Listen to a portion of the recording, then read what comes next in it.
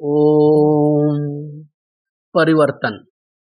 परिवर्तन आता नहीं, लाया जाता है। भारत के परिवर्तन और परिवर्तन क्रांति का सत्य। भाग संख्या 48। जातिवाद की गहरी खाई से बचाकर मानव समाज की ओर बढ़ने की क्रांति। बंधुओं, आपने पिछले अध्यायों में जान ही लिया होगा कि किस प्रकार से हमारी आर्य जाति को शानदार वर्ण व्यवस्था से खतरनाक जातीय व्यवस्था में धकेल दिया गया। उस अध्याय में आपने ये भी जान लिया होगा, वर्ण व्यवस्था के बिगाड़ के कारण ही हमारे मजबूत सामाजिक ढांचे का सर्वनाश हुआ।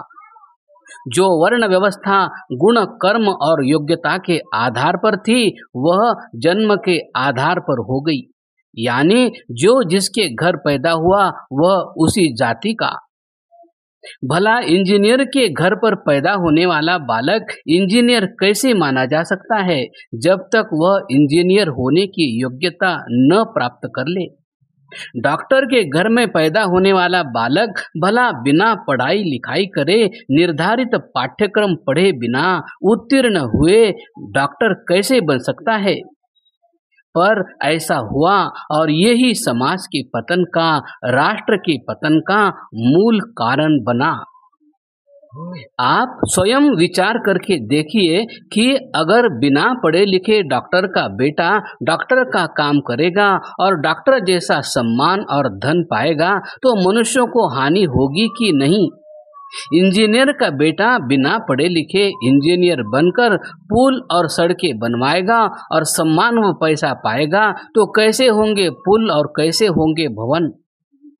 पर दुर्भाग्य से यही हुआ और हजारों वर्षों से हमारी अवनति का यही मुख्य कारण भी बन गया। ब्राह्मण वर्ण न होकर जाति बन गया, वैसे ही अन्य भी। ये सब और इनकी समस्याओं को हम पीछे पड़ आए हैं। अब तो केवल हम विषय को समझने की दृष्टि से संक्षेप में पुनः लिख रहे हैं। जाति भी बन जाता तो फिर भी कहीं रास रुकता। वो तो अनेक उपजातियों में भूमिहार, गौड़, सारस्वत, पारीख, खांडला और अनेक करते करते लगभग 300 प्रकार तक के हो गए। यही स्थिति क्षत्रियों और वैश्यों में भी हो गई। सूर्यवंश, चंद्रवंश, अग्निवंश, बार्णवंश, दैत्यवंश, राजतरंगिणी ग्रंथों में 36 क्षत्रिय कुलों के वर्ण हैं। और बड़ी बात अलग अलग उपजातियों या अलग अलग पहचान होना नहीं है। बड़ी बात भी और समस्या एक और है, वो यह है कि इनमें भी ऊंची जाति और नीची जाति बन गई। यानी ब्राह्मण में भी उच्च ब्राह्मण, मध्यम, निम्न, क्षत्रियों में भी और इसी प्रकार वैश्यों में भी अग्रवाल, केसरी, महेश्वरी, कसोधन, गहुट्टी, बरनवाल, ओसनवाल, पोरवाल, खंडेलवाल, सोटिया, सोनी आदि जाने और कितने वर्ग। आज सबके विचार करने का विषय यह है कि ये वर्गीकरण किसने किए, क्यों किए, किस आधार पर किए, कब हुए, किस उद्देश्य से किए गए। उत्तर एक ही मिलेगा, जन्मना जाति व्यवस्था के चलते एक के बाद एक जाति, उपजाति, फिर वंश, कुल और फिर इनमें भी धन, जमीन आदि के कारण उच्च कुल, निम्न कुल आदि बनते चले गए और इन सब के लिए अपना गोत्र, कुल, वंश और उपजाति की प्राथमिकता हो गई। उसके बाद ही जाकर आर्य अर्थात हिंदू के नाम पर एकता की बात आई जो गौण हो गई। जब मुगलों ने इस देश पर आक्रमण शुरू किए तो उस समय तक समाज में आई इन विकृतियों को वो पहचान चुके थे। उन्होंने दो कार्य किए। पहला, हिंदू समाज में व्याप्त इन खाइयों को और बढ़ाने का कार्य किया और दूसरा, इन कमजोरियों का लाभ उठाकर बड़े बड़े युद्ध जीतने में सफलता पाई।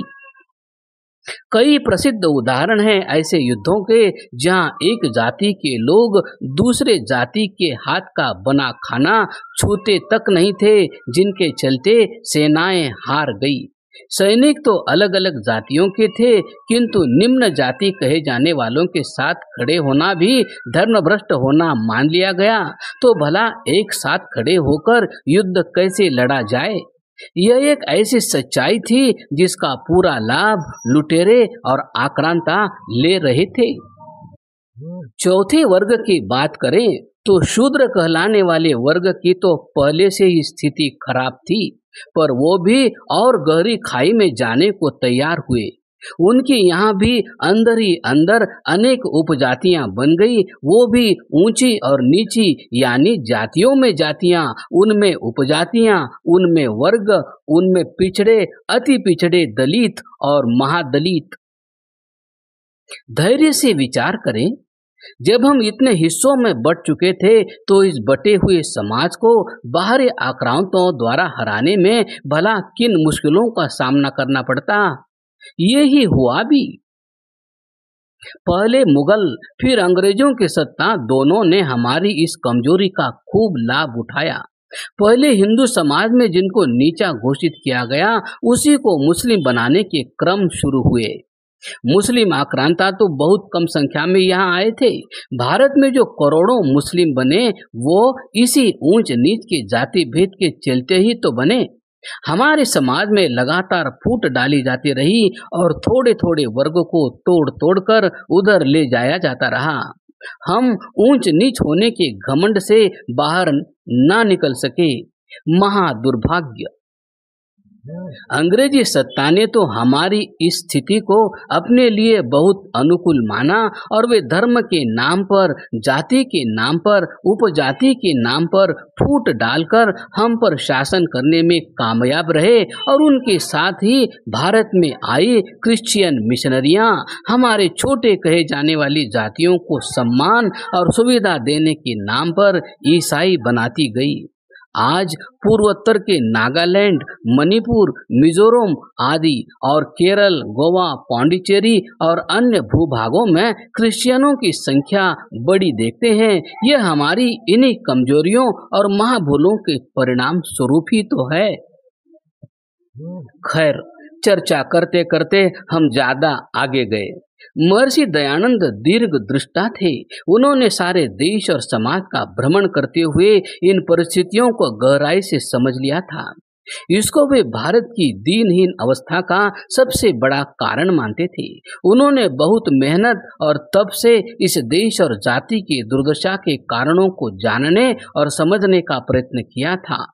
हम बार बार कहते हैं कि जो परिस्थितियां थी उनको कौन नहीं जानता था, कौन नहीं देखता था, परंतु उनके कारणों की गहराई में जाकर उसको जड़ से समाप्त करने का जो क्रम दयानंद का था वह अन्य किसी का नहीं दिखता।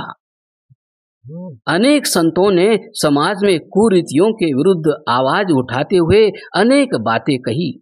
दलितों की स्थिति के सुधार की बात भी कही, छुआछूत, ऊंच नीच को न मानने का उपदेश भी किया, किंतु शास्त्रों के आधार पर यह सिद्ध नहीं कर सके कि धार्मिक ग्रंथों के आधार पर ये मान्यताएं गलत है, धर्म इसकी आज्ञा नहीं देता।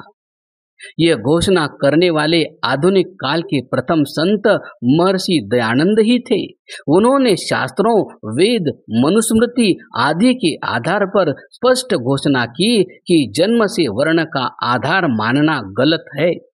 जाति तो मनुष्यों की एक ही है, मनुष्य जाति, वह जाति जिसको देखकर पहचान की जा सके, जैसे गाय जाति, घोड़ा जाति, बंदर जाति। सब मनुष्यों के जन्म का तौर तरीका, शारीरिक बनावट, मस्तिष्क की संरचना एक ही प्रकार की है, अतः सब मनुष्य एक ही जाति के हैं। मनुस्मृति आदि ग्रंथों में जो मिलावट करके कर्म के स्थान पर जन्म के आधार पर वर्णों की संरचना करने का प्रयत्न किया गया था, इसका खुलकर विरोध करके जन्मना जाति पर गहरी चोट की लोग जागृत हुए। आर्य समाज का निर्माण किया तो इसमें किसी भी प्रकार की जाति लिखना निषिद्ध हुआ, केवल वर्ण लिखे गए, वो भी कार्यों और गुणों के आधार पर। आर्य समाज के लोगों ने जाति सूचक शब्दों को लिखना बिल्कुल बंद कर दिया। आर्य समाज के विद्यालयों और गुरुकुलों में बच्चों के नाम के आगे जाति सूचक शब्दों के बहिष्कार किए गए। उनमें एकता बननी आरंभ हुई। जो जातिवाद की दीवारें हमारी सेना में अलग अलग वर्ग खड़ा कर रही थी, अब वह विद्यालयीन शिक्षा के समय ही टूटने लगी थी। सब एक साथ बैठकर पढ़ते, एक साथ बैठकर भोजन करते, एक साथ यज्ञ करते, संध्या करते। सबके नाम के साथ आर्य लिखा जाने लगा। कोई तथाकथित बड़ी जाति का है, वो भी आर्य, और दुर्भाग्य से जिसको दलित माना जाता था, वह भी अपने नाम के साथ आर्य ही लगा रहा था। आप लाला लाजपत राय, आचार्य रामदेव, मुंशीराम, पंडित गुरुदत्त, महात्मा हंसराज, नारायण स्वामी, राय मूलराज, भगत सिंह, सुखदेव, राम प्रसाद बिस्मिल आदि के नाम से पता नहीं लगा सकेंगे कि कौन किस जाति का है। यह क्या छोटी क्रांति थी? समाज में उच्च जाति का होने से जो सम्मान मिलता था, उसको तिलांजलि देकर उसको समाप्त करके अपने को दलित मानने जाने वाली जाति वाली व्यक्ति के बराबर खड़ा कर लेना क्या कोई छोटा त्याग कहा जाएगा? क्या यह जातिवाद समाप्ति यज्ञ में बड़ी आहुति नहीं थी? पर यह किया गया। अनेक लोगों के रिश्ते केवल इसलिए तोड़ दिए गए क्योंकि वे जाति सूचक शब्द न लगाकर आर्य लगाते थे। अनेक लोगों के बच्चों को अपने बच्चों के साथ न बैठाने की घटनाएं हुई क्योंकि आर्य नाम लिखने वालों को नीची जाति का मान लिया गया था। पर यह सब कुछ सहा, किंतु जातिवाद को जड़ से समाप्त करने के अपने संकल्प को आर्य समाज के कार्यकर्ताओं ने बहुत ही जिम्मेदारी से निभाया। जिस जातिवाद के चलते हम गुलाम हुए और दरिद्र भी हुए, उस विष को समाप्त करने के लिए आर्य समाज के कार्यकर्ताओं ने सब कुछ झेला, सब कुछ कहा सहा। यह मात्र इन पंक्तियों तक सीमित बातें नहीं है। हजारों घटनाओं से आर्य समाज का इतिहास भरा पड़ा है। कहां कहां तक लिखें? इस विषय पर बहुत कुछ लिखा गया है। एक और समग्र ग्रंथ की रचना भी समय आने पर करने का प्रयत्न करेंगे। आर्य समाज का जाति तोड़ो आंदोलन यहीं तक ही नहीं रुका। आर्य समाज ने इसके लिए सामाजिक लड़ाई तो लड़ी ही, कानूनी लड़ाई भी लड़ी। उस समय हिंदुओं के मध्य ही दो जातियों के बीच हुआ विवाह मान्यता प्राप्त नहीं था। अगर लड़का लड़की अलग अलग जाति के हैं तो उनकी संतान को पिता का दाय भाग का अधिकार नहीं था, यानी कहे तो वह विवाह अवैध था। ऐसे में भला जातिवादी दीवारें कैसे टूटती? इसके लिए कानून में बदलाव की जरूरत थी। अंग्रेज सरकार चाहती थी कि हिंदू समाज जातियों में बटा रहे। वे हमें अलग अलग जातियों में देखकर प्रसन्न थे, हिंदू के रूप में देखकर नहीं। जातिगत जनगणना की सही शुरुआत तो अंग्रेजों के शासनकाल में ही हुई। उन्होंने ही जनगणना के आंकड़ों में हिंदुओं की जातिगत जनगणना संख्या को दर्ज किया, न कि हिंदुओं की संख्या को। आर्य समाज के नेताओं ने हिंदू समाज की इस जरूरत को गहराई से देखा और एक नया विवाह एक्ट लाने का प्रयत्न आरंभ हुआ। आर्य नेता घनश्याम सिंह गुप्त, जो असेंबली के सदस्य थे, ने एक नए एक्ट का प्रारूप तैयार किया जिसका नाम था आर्यन मैरिज वैलिडेशन एक्ट 1937। यह एक्ट पारित हो गया, जिसके आधार पर सदियों की जातिवाद की बेड़ियों को तोड़ने का क्रम आरंभ हुआ। अब विभिन्न जातियों के युवा एक साथ विवाह कर सकते थे। इतिहास साक्षी है कि इस विवाह एक्ट के द्वारा जाति प्रथा पर जितनी चोट हुई है उतनी शायद किसी अन्य हथियार से नहीं हुई। आर्य समाज ने शिक्षा व्यवस्था के माध्यम से जाति सूचक नामों को न लगाने के आंदोलन से यज्ञोपवीत और वेद के सबको पढ़ने का अधिकार देने के माध्यम से सहबोज आर्य नगरों को बसाने से आर्य समाज की सदस्यता सबके लिए खोलने के माध्यम से और आर्य मैरिज वैलिडेशन एक्ट 1937 के माध्यम से जितनी चोट इस जातिवादी व्यवस्था को पहुंचाई है, आज उसी का यह परिणाम दिखता है कि शहरी और मध्यम शहरी व्यवस्था में आज कोई किसी होटल के बैरे के हाथ का खाना लेने से पहले नहीं पूछता तुम किस जाति के हो। है न परिवर्तन क्रांति? क्रमशः